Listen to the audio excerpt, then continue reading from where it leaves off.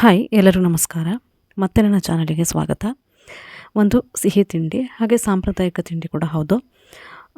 ನಮ್ಮ ಊರಿನ ಕಡೆಯಲ್ಲೆಲ್ಲ ಮದುಮಕ್ಕಳಿಗೆ ಹಾಗೆ ಸೀಮಂತ ಟೈಮಿಗೆ ಅವರಿಗೆಲ್ಲ ಇದೇ ಸಿಹಿ ತಿಂಡಿ ಮಾಡಿಕೊಡೋವಂಥದ್ದು. ಹಾಗೆ ಬೆಳಗಿನ ತಿಂಡಿಗೆ ಕೂಡ ಇದನ್ನು ಮಾಡ್ತಿದ್ರು, ಸಂಜೆ ಹೊತ್ತಿಗೂ ಕೂಡ ಮಾಡ್ತಿದ್ರು. ತುಂಬ ರುಚಿಯಾಗಿರುತ್ತೆ, ಹಾಗೆ ಆರೋಗ್ಯಕ್ಕೂ ಕೂಡ ತುಂಬಾ ಒಳ್ಳೆಯದು. ಇದನ್ನು ಮಾಡೋದಕ್ಕೆ ನಾನು ತಿಂಡಿ ಅಕ್ಕಿನ 1 ಕಪ್ನಷ್ಟು ತೊಗೊಂಡಿದ್ದೀನಿ. ಹಾಗೆ ಇದನ್ನು 2ರಿಂದ 3 ಸರಿ ಚೆನ್ನಾಗಿ ತೊಳ್ಕೊಂಡು ಇದನ್ನು ನೆನೆಸಿಟ್ಕೋಬೇಕಾಗತ್ತೆ. ನೀವು 5-6 ಗಂಟೆ ಇಲ್ಲ 4 ಗಂಟೆ ನೆನೆಸಿಟ್ರೂ ಸಾಕಾಗತ್ತೆ. ಇದು ಜಾಸ್ತಿ ನೆನೆಸಿಟ್ರೂ ಸ್ವಲ್ಪ ಸಾಫ್ಟಾಗಿ ಬೇಗ ಆಗುತ್ತೆ ಅಂತ ಹೇಳ್ಬಿಟ್ಟು 6-7 ಗಂಟೆ ನೆನೆಸಿಡ್ತಾರೆ ಅಕ್ಕಿನ. ಈಗ ನಾನು 5 ಗಂಟೆ ನೆನೆಸಿಟ್ಟಿರೋದು. ಸೊ ಇದು ಈ ಥರ ಆಗಿದೆ. ಈಗ ನಾವು ಇದನ್ನು ರುಬ್ಕೋಬೇಕಾಗತ್ತೆ. ಮೊದಲಿಗೆ ಮಾಮೂಲಿ ನೀರು ದೋಸೆ ಹಿಟ್ಟು ಏನು ರುಬ್ಕೊಳ್ತೀರ ಅದೇ ಥರ ಒಂದು ಮಿಕ್ಸಿ ಜಾರಿಗೆ ಈ ನೆನೆಸಿರೋಂಥ ಪೂರ್ತಿ ಅಕ್ಕಿನ ಸೇರಿಸ್ತಾ ಇದ್ದೀನಿ. ನೀರು ದೋಸೆ ರುಚಿಯಾಗೋದಕ್ಕೆ ತೆಂಗಿನಕಾಯಿ ತುರಿನೇ ತುಂಬ ಮುಖ್ಯ. ತೆಂಗಿನಕಾಯಿ ಆದಷ್ಟು ಫ್ರೆಶ್ ಆಗಿರಲಿ, ಸ್ವಲ್ಪ ಜಾಸ್ತಿ ಹಾಕಿದರೂ ಏನೂ ತೊಂದರೆ ಇಲ್ಲ. ಹಾಕಿಬಿಟ್ಟು ಸ್ವಲ್ಪ ನೋಡ್ಕೊಬಿಟ್ಟು ನೀರನ್ನು ಸೇರಿಸ್ಬಿಟ್ಟು ಚೆನ್ನಾಗಿ ನೈಸಾಗಿ ರುಬ್ಬಬೇಕಾಗತ್ತೆ. ನೀವು ಎಷ್ಟು ನೈಸಾಗಿ ರುಬ್ತೀರೋ ಅಷ್ಟು ತುಂಬ ರುಚಿಯಾಗಿ ಬರುತ್ತೆ. ಮಿಕ್ಸಿ ಅನ್ನೋದಕ್ಕಿಂತನೂ ಗ್ರೈಂಡರಲ್ಲಿ ಹಾಗೆ ರುಬ್ಬಕಲ್ಲಲ್ಲಿ ರುಬ್ತಿದ್ರು, ಆ ರುಚಿನೇ ಬೇರೆ. ಸೊ ಆ ಥರ ರುಬ್ಬಿಟ್ಟು ನಾನು ಇಲ್ಲಿ ಒಂದು ಪಾತ್ರೆಗೆ ಹಾಕ್ಕೊಳ್ತಾ ಇದ್ದೀನಿ. ಅದರ ನಂತರ ಸ್ವಲ್ಪ ರುಚಿಗೆ ಉಪ್ಪನ್ನು ಸೇರಿಸ್ತಾ ಇದ್ದೀನಿ.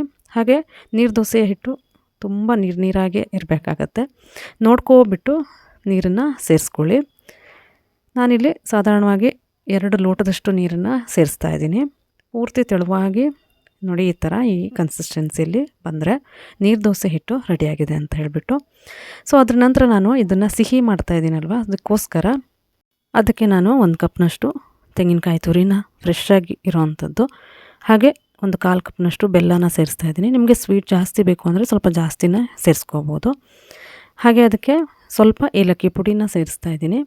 ಅದರ ನಂತರ ಸ್ವಲ್ಪ ತುಪ್ಪ, ಅದನ್ನು ಕೂಡ ರುಚಿಗೆ ಅದನ್ನು ಸೇರಿಸ್ಬಿಟ್ಟು ಇವನ್ನ ಎಲ್ಲದೂ ಹೊಂದ್ಕೊಳ್ಳೋ ಥರ ನೀಟಾಗಿ ಮಿಕ್ಸ್ ಮಾಡ್ತಾಯಿದ್ದೀನಿ.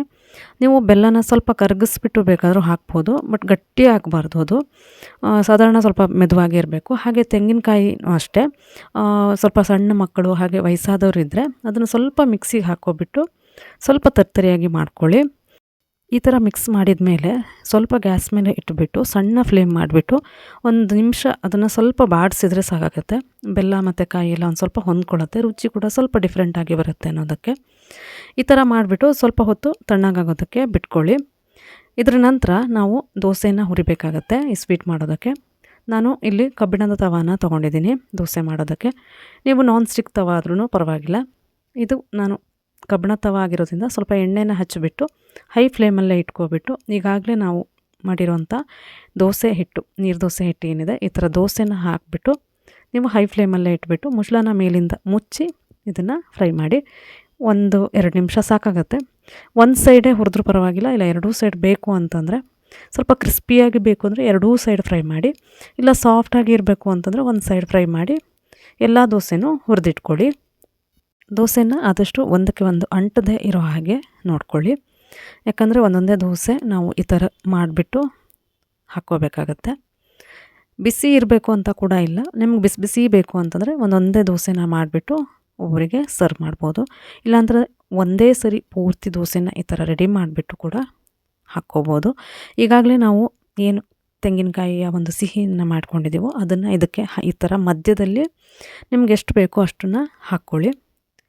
ಈ ಥರನೇ ಸ್ಟಫ್ ಮಾಡ್ಕೊಳ್ಳಿ. ಹಾಗೆ ಒಂದು ಸ್ವಲ್ಪ ಗ್ಯಾಪ್ ಬಿಟ್ಕೊಂಡು ಈ ಥರ ನೀವು ಹಾಕಿದರೆ ಯಾವುದೇ ಕಾರಣಕ್ಕೂ ಆ ಕಾಯಿಯ ರಸ ಎಲ್ಲ ಹೊರಗೆ ಬರೋದಿಲ್ಲ.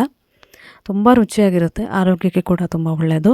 ಇದನ್ನು ಬೆಳಗಿನ ತಿಂಡಿ, ಸಂಜೆ ಹೊತ್ತಿನ ತಿಂಡಿ ಅಥವಾ ಮಕ್ಕಳಿಗೆ ಲಂಚ್ ಬಾಕ್ಸಿಗೆ ಕೂಡ ಹಾಕಿ ಕಳಿಸ್ಬೋದು. ತುಂಬ ರುಚಿಯಾಗಿ ಇರುತ್ತೆ, ಹಾಗೆ ಆರೋಗ್ಯಕ್ಕೆ ಕೂಡ ಒಳ್ಳೆಯದು. ಇದನ್ನು ನೀವು ಯಾರಾದರೂ ಗೆಸ್ಟ್ ಬಂದಾಗ ಕೂಡ ಮಾಡಿಕೊಡ್ಬೋದು. ಈಸಿಯಾದ ರೆಸಿಪಿ, ಹಾಗೆ ಡಿಫ್ರೆಂಟಾಗಿ ಇರುತ್ತೆ. ನಾನು ಮಾಡಿರೋಂಥ ಈ ರೆಸಿಪಿ ಇಷ್ಟ ಆಗಿದೆ ಅಂತ ಅಂದ್ಕೊಳ್ತಾ ಇದ್ದೀನಿ. ಹಾಗೆ ಇದ್ರ ಮೇಲೆ ಸ್ವಲ್ಪ ತುಪ್ಪ, ಹಾಗೆ ಜೋನಿ ಬೆಲ್ಲ ಇದ್ದರೆ ಜೋನಿ ಬೆಲ್ಲನ ಮೇಲ್ಗಡೆಯಿಂದ ಹಾಕಿಬಿಟ್ಟು ಸರ್ವ್ ಮಾಡಿ, ತುಂಬ ಟೇಸ್ಟಾಗಿರುತ್ತೆ.